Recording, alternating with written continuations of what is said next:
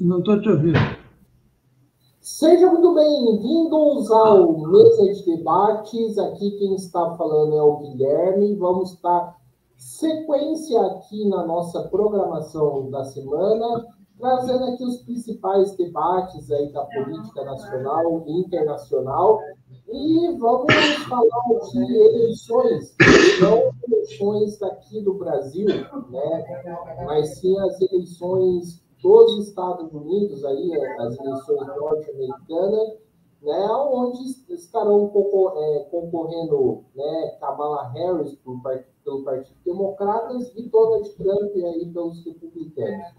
E para falar sobre esse tema, né, e da importância desse tema e como que isso influencia na política brasileira e qual deve ser a postura que nós devemos adotar perante isso, convidei o Wendel Setúbal, né, para falar, né, sobre essa questão. O Wendel também tem um canal no YouTube, é importante ele frisar, que fez bons programas em relação a isso. E eu peço que o Wendel faça a sua apresentação inicial.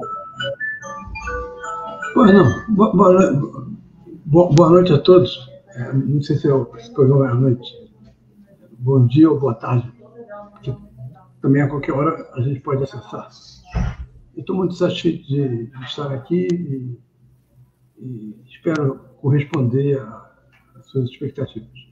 Eu tenho 73 anos, sou da geração 68, a geração que tentou tomar o céu de assalto, como diziam. Fracassamos, o capitalismo ganhou, mas a gente deu uma luta ferrenha contra o capitalismo e, como já estou a caminho da finitude, eu vou levar para o túmulo a minha indignação contra o sistema capitalista, que é profundamente injusto, tanto no Brasil como nos Estados Unidos. Houve um debate em que foi chamada a Luciana Genro e o apresentador, um jornalista de direita da Bandeirantes, conhecido, não lembro o nome dele agora, disse para ela: o socialismo fracassou, como é que você vê isso? Ela falou: e o capitalismo? Deu certo em algum lugar? É rico produzindo miséria. Então, ele venceu, mas a partida ainda não se encerrou. Se encerrou para os que vão daqui, porque há uma expectativa quando a gente entra para a esquerda de que a nossa geração vai ver o processo revolucionário. Não é bem assim. Não foi assim, pelo menos. É isso aí. Certo. E vamos falar um pouco aí das eleições dos Estados Unidos, né? Primeiramente, né, como que você vê essa disputa entre Kamala e Donald Trump e o que está em jogo nela? Olha, quem ganhar a eleição vai ter que resolver um problema, que é dólar. Os Estados Unidos devem, não é brincadeira não, 3 trilhões de dólares. 3 trilhões de dólares. Os títulos da dívida. O maior credor é a China. Tecnicamente, os Estados Unidos estão falidos, mas não estão na prática porque é o único país que tem o direito de emitir aquela nota verde chamada dólar. Isso foi fruto de um acordo feito no pós-guerra, onde se juntaram os vitoriosos e dividiram o butim. Stalin ficou com a Europa Oriental, a Inglaterra não ficou com nada porque era um imperialismo decadente, os Estados Unidos ficaram com a moeda de troca, o dólar. Foi um acordo feito na cidade norte-americana de Bretton Woods. Isso foi acordado nos seguintes termos: o dólar é moeda de troca desde que tenha um lastro, ou seja, ele pode ser convertido, ele vale tanto e pode ser convertido a tanto. Escolheram como padrão o ouro. O ouro seria o lastro do dólar. Os Estados Unidos só poderiam emitir uma quantidade acima da média se tivessem para provar ouro que correspondesse àquele valor. Essa conversibilidade durou até o início dos anos 70. quando Richard Nixon, os gastos crescentes da guerra do Vietnã, milhares de soldados norte-americanos lá tomando café, almoçando, jantando, com armamento pesado, balas, o gasto foi grande, ele passou a ignorar essa conversibilidade no ouro, o lastro sumiu, e os Estados Unidos passaram a emitir dinheiro que não vale nada. Vale porque os Estados Unidos têm esse poder, mas é um dinheiro que não tem lastro em nenhuma outra coisa, nem ouro, nem outro tipo de objeto. Isso levou a que os Estados Unidos conseguissem manter-se, mas a dívida é alta. É tão alta que eles não davam um tostão de juros. Agora estão dando juros. Isso atraiu os investidores. Aí a mídia, Estadão, Folha, que adoram falar mal de Lula, disseram que o investidor estava saindo do Brasil porque o governo Lula trazia insegurança. Conversa. Está saindo do Brasil porque o Tesouro norte-americano resolveu dar juros para quem comprasse os títulos. Esse é o problema de Trump e de Câmara. Resolveu o problema do dólar. Isso não pode continuar indefinidamente. E aí vão variar as táticas. Lógico que o Trump é uma figura execrável, para todos os efeitos, é misógino, é racista, é tudo isso. Mas Câmara em nenhum momento se pronunciou contra, incisivamente, o massacre que Israel está fazendo na Palestina. E a apresentação de Netanyahu no Congresso norte-americano, ele foi aplaudido 51 vezes. Ou seja, esse Congresso norte-americano, de democratas e republicanos, é um Congresso que é servil ao lobby de Israel e só diverge nas outras questões pontuais. Se Câmara vencer, eu acredito que ela tente atacar a Rússia. Não é o caso de Trump.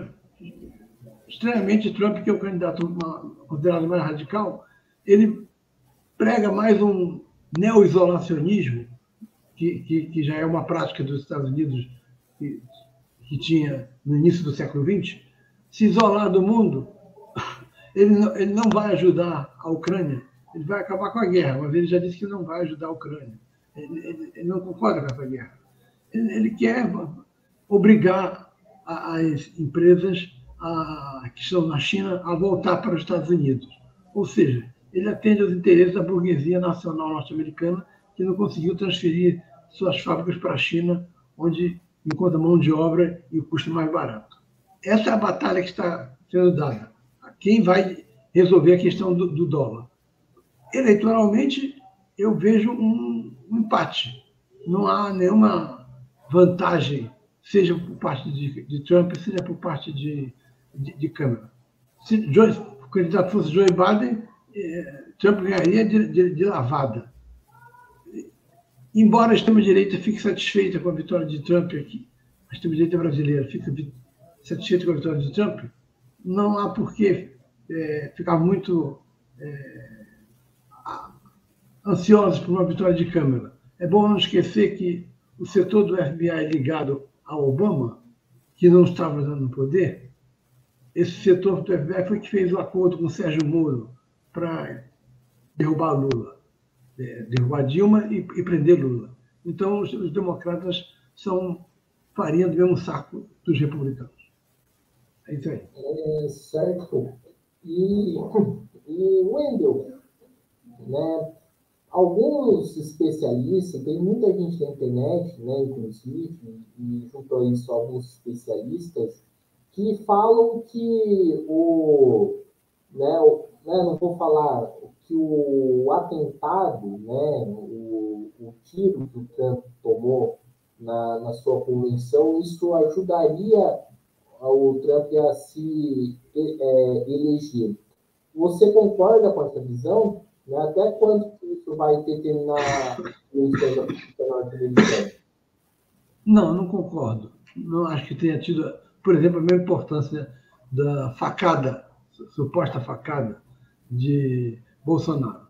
Bolsonaro não estava liderando as pesquisas. Depois que ele leva a facada, ele se recusa a ir a debate alegando a doença e passou a falar, a dar entrevista aos repórteres, sozinho, falando sem ser contestado por ninguém.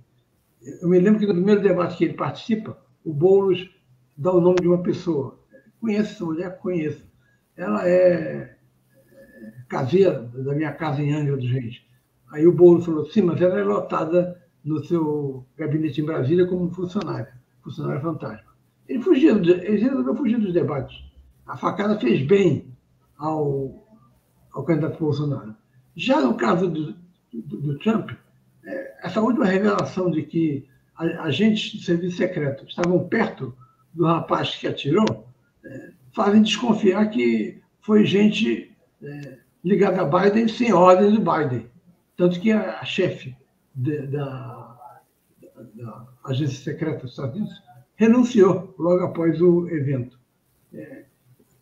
Eu acho que foi um lobo solitário, como os americanos chamam esses jovens que enlouquecem e vão num supermercado e compram uma arma numa gôndola, que é fácil de fazer nos Estados Unidos, e pode ter sido estimulado por forças ligadas a esse serviço secreto. Mas esse serviço secreto não devia ter o aval do Biden. Quanto ao Trump ter forjado, não acredito. Acho que não, porque não acrescentaria. Hoje é uma discussão morta nos Estados Unidos. Durante o período que vai até novembro, outras discussões mais importantes vão sobressair. E aí, então, vai ser possível ver de que lado pende a população norte-americana. E no caso dos norte-americanos, existe um fator. Eles gostam de dizer que não há democracia, por exemplo, na Venezuela, onde houve fraude e eles denunciaram, mas eles esquecem que Hillary Clinton teve 4 milhões de votos a mais do que Trump e perdeu a eleição. Perdeu a eleição por quê? Porque pelo sistema de classificação deles de eleições, tem estados que têm mais peso que outros. Mas isso é um absurdo. Alguém tem 4 milhões de votos a mais e não levar. Então, vê-se que a democracia norte-americana é frágil. Portanto, vai depender desses estados onde o peso do voto é maior, comparecerem às urnas, porque o voto não é obrigatório. Se comparecerem em massa, aí um determinado candidato passa à frente do outro com facilidade. Se depender só dos fiéis, aí fica indefinida a eleição. Wendel, uma coisa que eu percebi nas eleições dos Estados Unidos, ainda sobre o ocorrido contra o Donald Trump, é que mataram a pessoa que atirou, né, no Trump. Aí eu te pergunto, isso ajuda, né, na chamada, né, eu não gosto de usar esse termo, eu posso sempre te lembrar aqui, isso ajuda na chamada guerra de narrativa, né, porque uns vão falar que é coisa, né, dos antifascistas, como já ouvi gente aí da direita falar, outros vão falar que foi forjado, né, e ninguém consegue provar nada com coisa nenhuma. Isso ajuda nessa disputa que não chega a lugar nenhum? Eu acho que foi queima de arquivo. Só pode ser queima de arquivo. Coisa que, por exemplo, foi feita aqui no Brasil com gente envolvida no caso Marielle. A PM da Bahia chegou a matar um cara com vários tiros desnecessários, tal como aqui no município de São Gonçalo, onde eu moro, a PM atirou 70 vezes, matou um menino de 14 anos e disse que não tinha intenção de matar. Eu acho que houve queima de arquivo aí para impedir. Mais ou menos parecido com o caso Kennedy. Lee Oswald, aparentemente sozinho, atirou em Kennedy e depois aparece, no primeiro depoimento dele, aquele Jack Ruby e mata Lee Oswald. Lee Oswald não pôde falar mais nada porque ele tinha ligações com dissidentes cubanos que residiam em Miami e queriam preparar um ataque contra Miami com a oposição de John Kennedy. Então, acredito que deva ter sido mais uma operação para silenciar e não levar o caso adiante. Muita incompetência também, né? Porque a 130 metros o cara, com aquele rifle potente erra, é realmente, além de ser um lobo solitário, é um lobo incompetente. É isso. Certo.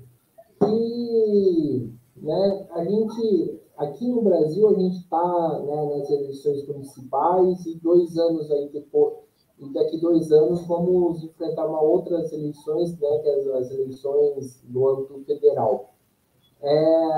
A vitória de um dos Estados Unidos ou a vitória de outro, né, pode, né, ajudar a frente ampla ou ajudar a extrema-direita? Não, eu não acho. Eu acho que é visível o crescimento da extrema-direita no Brasil. O elemento mais carismático tem pedido de concorrer, que é o Bolsonaro. O candidato mais provável deve ser o governador de São Paulo, Tarcísio. E essa eleição é vital para o bolsonarismo, porque se ele perde essa eleição, já seria a segunda derrota. Aí o poder já fica mais longe. Mas há problemas na frente ampla que elegeu Lula, que ela é ampla demais. Por exemplo, hoje eu estava ouvindo um comentário do Chuca Kfouri, em que ele dizia que o projeto de Ana Moser era de incluir nas escolas o esporte, tirá-lo dos clubes, que são associações de elite, entrar nas escolas públicas com força para criar uma geração de esportistas. Isso daí ela não pode fazer porque foi afastada para entrar um Zé Mané aí da coligação. E tem gente da coligação que é da coligação, mas vota contra o governo, quando tem votação. Aqueles que têm mandato na Câmara. Então, Lula provavelmente vai fazer uma mudança do seu ministério no fim do ano, contando que a economia esteja melhor ano que vem. Ano que vem ele não tem Roberto Campos Neto pela frente, felizmente, e não vai ter também grandes atropelos na economia. A economia deve crescer um pouco, mas sem também nada de extraordinário. Se isso daí conseguir ser passado para a classe trabalhadora, o Lula tem chances de manter a vitória. Porque o discurso bolsonarista é um discurso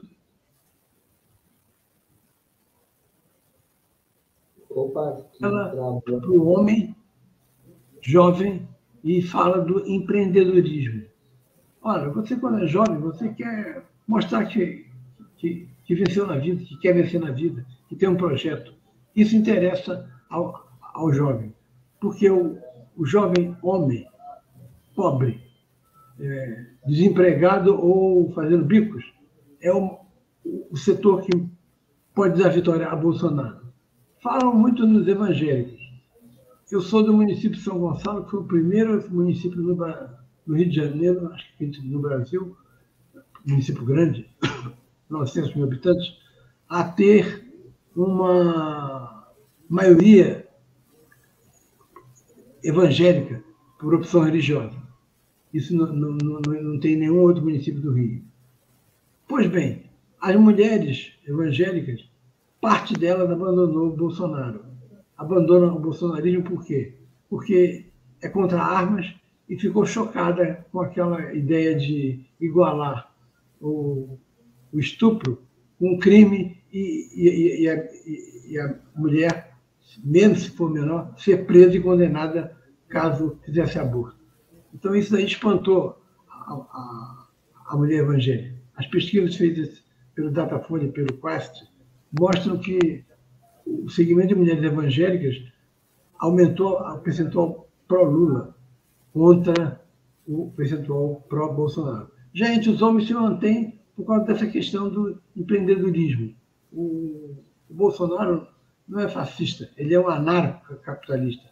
O anarcocapitalista privilegia a liberdade. Liberdade para tudo. Liberdade para matar, para ter terras, para fazer o que bem entende. Isso é a liberdade que esse setor da direita proclama.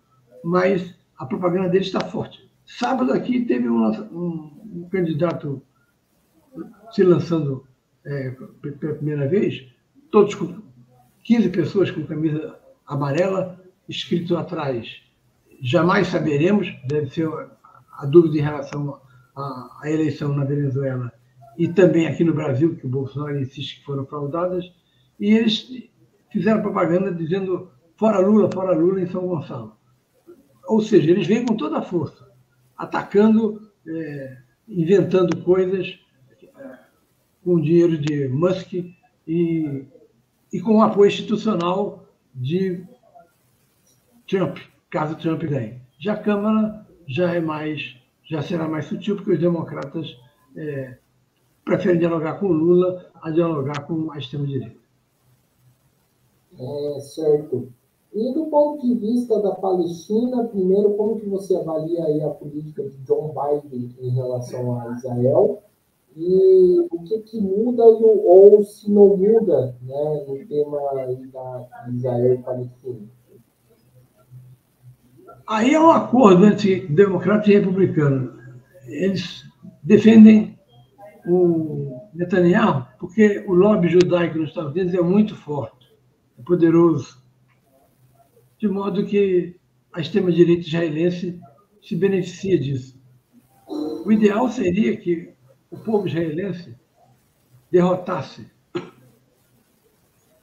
um regime parlamentarista através do voto, uma renovação congressual, a extrema-direita, que é forte porque se alia a sacerdotes ortodoxos, que são ultra-radicais. Eu acho que o massacre dos palestinos mostrou a verdadeira face moral da União Europeia e dos Estados Unidos. Omissão, total omissão. A União Europeia tenta ainda uma jogada em favor da Ucrânia, cedendo mísseis. Mas se ousar atacar a Rússia, ela sabe que pode ter uma resposta nuclear. E aí começar uma terceira guerra mundial. Trump não quer saber de guerra. Esse neo-isolacionismo que eu me referi mostra que ele não quer saber de guerra. Ele quer ver se consegue melhorar a situação interna dos Estados Unidos, que o meu genro teve em Nova York há 2 meses, eu pedi o CD de Rolling Stones, ele disse que não achou. E não achou nada made in USA, naquelas lojas principais de Nova York. Tudo made in China, made in China, made in China, made in Brasil. O Trump quer reverter isso, mudar isso, alterar isso. Por isso, não é um candidato que necessariamente tenha a Palestina como um inimigo maior do que os demais. A linha correta no caso da Palestina é reconhecer o Estado da Palestina. Mas isso, a extrema-direita israelense não aceita reconhecer o Estado da Palestina. E setores radicais da Palestina também não aceitam a existência de Israel, como Hezbollah, Hamas, mas ganham jovens porque esses jovens veem seus pais serem mortos, assassinados pelos israelenses, eles vão para a luta armada, equivocadamente, como aqui no Brasil foi a luta armada contra a ditadura. Eu tive 2 cunhados assassinados, que eram militaristas, de organização do Capitão Lamarck. Eu era do Partido Comunista Brasileiro e o PCB tinha uma visão clara. Nós não vamos empunhar armas para enfrentar o exército brasileiro. A relação de força não é essa. Vamos lutar por liberdade democrática. No caso da Palestina, o movimento social mundial tem que lutar claramente pela construção do Estado da Palestina, cujas terras foram roubadas por Israel. E Israel não é apenas esse Israel que vocês conhecem. Esse Israel é o Israel branco. Há o outro Israel que é colocado no ostracismo, que é o Israel de pele negra. Há até uma velha polêmica entre teólogos de que Jesus, naquele contexto e onde ele morava, jamais seria branco de olhos azuis, como aparece nas revistas norte-americanas. Jesus seria negro. Mas colocar isso nos Estados Unidos você partir para a briga, porque eles jamais admitiriam que o Jesus fosse negro, porque acham que negro não presta. Então, o Estado para a Palestina começa a resolver o problema. Institui entre as fronteiras um exército de vários países para impedir excessos, e você começa a ter uma vida nova. Agora, não sei se Trump vai se interessar por isso, por essa questão dos relacionamentos que eu me referi, e Câmara vai conseguir enfrentar o lobby fantástico que os judeus têm nos Estados Unidos. Você falou aí em reconhecer um Estado para a Palestina. Você é favorável aí à existência de 2 Estados? E se sim, você acha que isso é possível? Sou favorável a que haja o Estado da Palestina, assim como o Estado de Israel. O Estado de Israel foi conquistado na base do roubo, da matança que se seguiu depois da Segunda Guerra, quando invadiram terra dos palestinos. Mas já está consolidado, você não vai acabar com o Estado de Israel do jeito que ele está. Ele já é um país com uma população, uma produção. Agora, tem que ter o Estado da Palestina. Esse povo não pode ficar pária. Eu acredito que deva ter um Estado da Palestina assim. O problema é que a União Europeia é totalmente sujeita aos Estados Unidos e teme a ascensão da extrema-direita. Porque a extrema-direita na Europa também é ao estilo Trump. Ela quer resolver os problemas da Europa. Ela não está interessada na Palestina, nem na Ucrânia, porque a Ucrânia é de Europa Oriental. Ela está interessada na Europa, essa Europa que eu me refiro é a Europa Ocidental, que é dominada pela extrema-direita. Espanha, Itália, quase que ganhou na França, banho na Inglaterra na última eleição, e na Alemanha teve uma vitória também. O inglês que votava no Partido Conservador não votou no Partido Conservador, votou no Partido de Extrema-Direita. Então, o crescimento da extrema-direita na Europa contra a imigração leva a que o setor majoritário da burguesia europeia se alinhe com os Estados Unidos e abra o país aos imigrantes, porque isso faz baixar a massa salarial, aumenta a taxa de lucro da burguesia europeia, ter imigrantes vindo da África que vão aceitar qualquer emprego, qualquer salário na França, para não morrer de fome, enquanto que o francês, que votava no Partido Comunista, agora vota em Le Pen. Acho, portanto, que a União Europeia pode ser um entrave nessa união entre palestinos e israelenses. União no sentido de serem 2 estados. Não vão conviver, vão ser inimigos. Bom, nós temos na nossa porta aí um homem delirante que governa a Argentina. Vamos ter que conviver com essa coisa que é o Milei. Paciência. Portanto, é possível israelenses e palestinos viverem cada um no seu canto.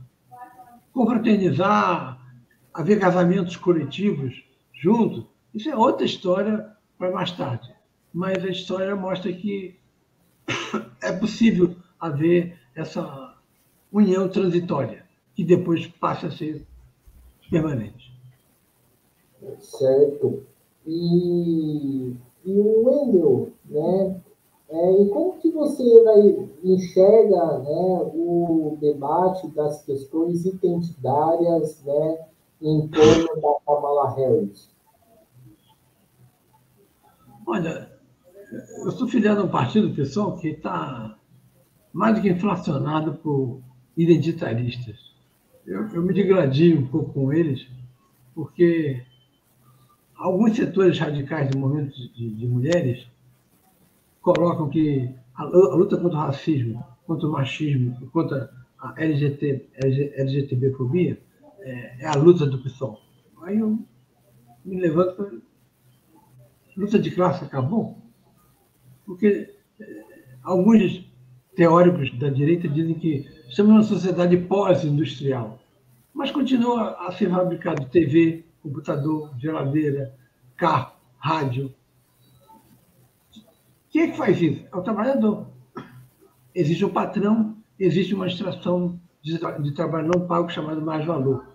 No Brasil, mais-valia. Então, a luta de classe existe e ela é hegemônica. É possível que a burguesia brasileira conceda vantagens, por exemplo, aos negros, que permitam formar uma classe média negra. Alguns vão achar que isso aí resolve o problema. O que resolve é um sistema que supere o capitalismo. No caso dos Estados Unidos, isso foi usado na época do Barack Obama, para dizer que ele não era americano. Os republicanos vão usar também no caso da Câmara. E ontem, pela Folha de São Paulo, descobri que o pai dela foi marxista. Escreveu sobre o Brasil, esteve em São Paulo, veja só, tem 85 anos dele. A filha, infelizmente, saiu esse desgosto. Mas o pai é marxista e foi professor universitário. Eu acho que isso daí não tem ressonância. Não tem ressonância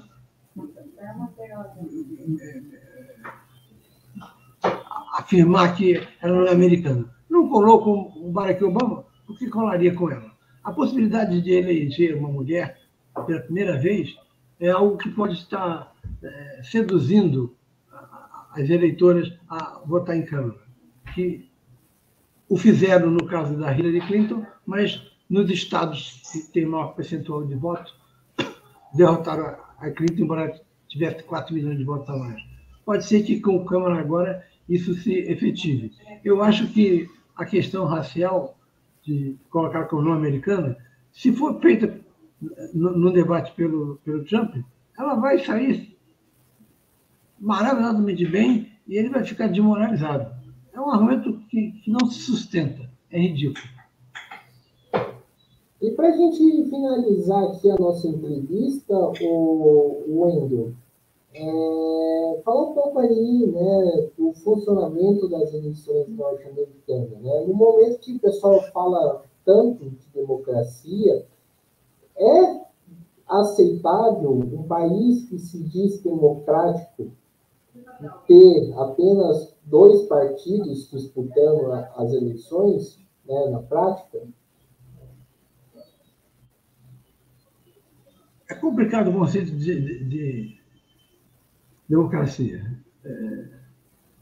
Quando uma parte da esquerda, na qual eu me incluo, aceitou a ideia da democracia como valor universal, foi um conceito criado pelo marxista Carlos Neto Coutinho, já falecido, e significou o seguinte, que nós defendemos eleições. Foi o primeiro grande erro da esquerda mundial, quando os bolcheviques tomaram o poder do czar, 2 meses depois que fizeram a eleição, perderam para os socialistas revolucionários e não quiseram entregar o poder. Esse foi o primeiro erro. E, subsequentemente, só participa de eleição quem é do Partido Comunista. Isso mostra que você não pode falar em democracia, por exemplo, em Cuba. Cuba tem um sistema de saúde maravilhoso. A Suécia também tem e não diz que é socialista. E daí? Cuba reprimiu os homossexuais, Cuba admitiu Ramon Mercader, o assassino de Trotsky, deu uma boa vida a ele, que é contado no livro O Homem que Amava os Cachorros, de Leonardo Paduro, que vem aí em São Paulo para uma FLIP, a Feira de Livros. Então, no caso norte-americano, que se gaba de ser a maior democracia do mundo, há essa questão do percentual que leva a que uma candidata tenha 4 milhões de votos e não leve. E há também o peso dos gigantes, democrata e republicano. Não concorrem só 2 candidatos, concorrem quase dezenas de candidatos. Inclusive, o Partido Comunista norte-americano, a esquerda concorre. Mas sem chance, porque esse peso democrata e republicano. só seria superado se houvesse uma terceira força que abrisse uma cunha e derrubasse. Parece ser uma tendência mundial quando você vê a polarização existente no Brasil, na Europa, só que na Europa não é entre esquerda e extrema-direita, é entre direita e extrema-direita. A esquerda está fraca mundialmente. E você vê isso também nos países da Europa Oriental, embora bastante à direita. Democracia, para nós também, não pode ser o que é democracia para a burguesia. Democracia para a burguesia, para os que se dizem liberais, é liberdade para o mercado. Ora, isso daí deixar liberdade plena ao mercado, quem é que tem ideia? Você não pode ser um planejador rígido, como o estatismo soviético. Você não pode calcular no Brasil a quantidade de pregos que você vai ter que produzir ano que vem. Mas você pode ter normas democráticas que possam popularizar a democracia. O que seria de popularizar a democracia?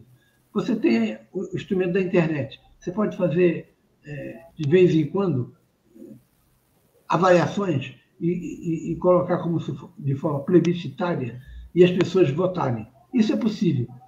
E, sendo possível, é democrático, porque envolve mais gente no jogo democrático. Não limita aqueles 400 e poucos que estão lá no Congresso, boa parte deles só vendo seus próprios interesses, e no caso das câmaras municipais e assembleias legislativas, nos casos estaduais. Portanto, queremos uma democracia que tenha eleições, que tenha partidos políticos, mas que também se supere. Ela crie, por exemplo, uma extraordinária ideia do PT, que o próprio PT não encaminha mais, que é o orçamento participativo, de você discutir, existem tantos recursos para onde eles vão, e mini plebiscitos via internet, em que você possa fazer auscultar a opinião das pessoas. Eu sei que os resultados podem não ser bons. Se você fosse votar hoje num plebiscito a legalização da maconha, as pessoas seriam contra. E a maconha é um mal menor em relação a coisas muito mais graves que existem. Mas acate o resultado, não dê golpe. Infelizmente, a esquerda às vezes colabora para isso e reduz democracia a Cuba, Nicarágua e Venezuela. É uma brincadeira. Venezuela, Maduro fraudou eleições, embora quem são os Estados Unidos para ser polícia do mundo. Na Nicarágua, Ortega, antes de sair do poder naquela primeira leva, roubou a casa da burguesia, se instalou lá naquelas mansões. E Cuba não é nem nunca foi socialista. Então, como é que você chama isso que houve na Rússia durante 70, 80 anos? Não sei. O termo que melhor foi usado é de capitalismo de Estado. Não é plenamente capitalismo de Estado, porque não havia mercado. Havia mercado chamado negro. Mercado livre não havia. Mas é um capitalismo de Estado, em que o Estado soviético, principalmente, era rico. E o povo trabalhava para o Estado. Mas não é uma forma superior à burguesia. Você pode ter capitalismo de Estado na ditadura Médici e não resolveu o problema da classe trabalhadora brasileira. Portanto, democracia para nós tem que ter esse conceito amplo, com participação popular e respeitando os resultados eleitorais. A direita ganhou? Paciência. Fomos incompetentes em convencer as pessoas de que as propostas deles não eram boas. A gente não pode posar de eu sou de esquerda, eu sei o que é melhor para as massas, como se fôssemos ungidos. Esse messianismo que levou tristemente à morte de Che Guevara foi na África, foi na Bolívia. Eu que vou fazer a revolução, não esses índios bolivianos, não esse povo africano, esse messianismo, a esquerda tem que se despir dele para entender melhor as reivindicações do povo. Porque a direita está falando, a extrema-direita está falando mais a linguagem do povo, porque são respostas simplórias, simplistas, do que a esquerda. É isso aí. Então, acho que é isso aí, pessoal. Estamos encerrando mais uma entrevista do Mesa de Debates. Quero aqui agradecer a participação do Wendel e passo a palavra aí para ele fazer as suas considerações finais. Bom, eu estou aposentado, vivi 30 anos no meio das editoras, né? Era revisor da editora que lançou Paulo Coelho e J.K. Rowling, autor de Harry Potter. E ao me aposentar, eu comecei a trabalhar na rádio web do meu amigo Antônio Figueiredo, que é de esquerda, a rádio é de esquerda. Tem muita rádio web de direita fake, disseminando fake. E eu tenho um programa de opinião, uma vez por semana, e vou nas atividades que a esquerda faz em São Gonçalo e no Rio, com as limitações da minha saúde, que eu tenho Parkinson. Isso daí a gente te deixa a perna dolorida e você não pode ir em todas. Por exemplo, eu tenho uma caminhada agora que eu vou, mesmo que eu me sacrifique uma dor, porque é sobre o tal menino que eu me referi. Ele tinha 14 anos, estava na casa da madrinha dele, a PM deu 70 tiros na casa dele, que tinha um dos bandidos procurados lá, no local aqui chamado Salgueiro. Não é o Salgueiro do Rio da Escola de Samba, é o Salgueiro de São Gonçalo. O menino morreu e a juíza, na sentença do mês passado, inocentou os PMs, dizendo que eles não tinham intenção de matar. Vai ter um ato de protesto no dia 14, onde a gente vai de um ponto ao outro para fazer uma manifestação de protesto junto à população. Eu agradeço a oportunidade de discutir política internacional, que é importante porque o mundo globalizado exige esse tipo de discussão, e vou também, eu faço algumas entrevistas durante o ano, abrir uma brecha para que o nosso companheiro possa também levar a voz de São José dos Campos, não estou enganado, para o Rio de Janeiro. Muito obrigado. Então é isso aí. Então, mais uma vez, agradecendo ao Wendel, também agradecendo a você que estiver nos assistindo. Peço que se inscreva no canal Podcast Mesa de Debates que tudo um pouco. Acompanhe o nosso trabalho, curta, compartilhe, comente aqui as nossas entrevistas, matérias e programas. E segue a gente nas nossas redes sociais. Nós estamos no Facebook, TikTok, Instagram e no Quai. E quem puder, contribua aqui com o nosso Pix 385-007-038-00 CPF. Então é isso aí, pessoal. Por hoje é só. Um forte abraço e